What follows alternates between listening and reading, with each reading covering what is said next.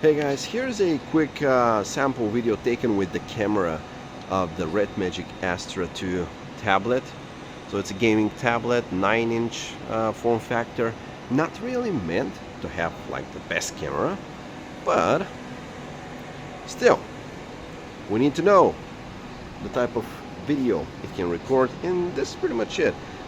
Now that I see it has convenient zoom slider as you're recording video right under your finger, so it's also quite good in making a smooth zoom in, zoom out. Very nice UI, by the way. I did not expect to see it from this tablet.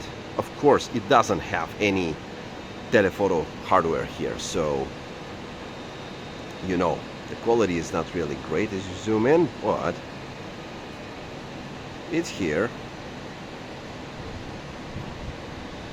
And that's the type of quality you can expect out of that camera. Actually, let me show you also a person in the frame, which would be me. So this is how it's going to look like if you record a video with the RedMagic Astra 2.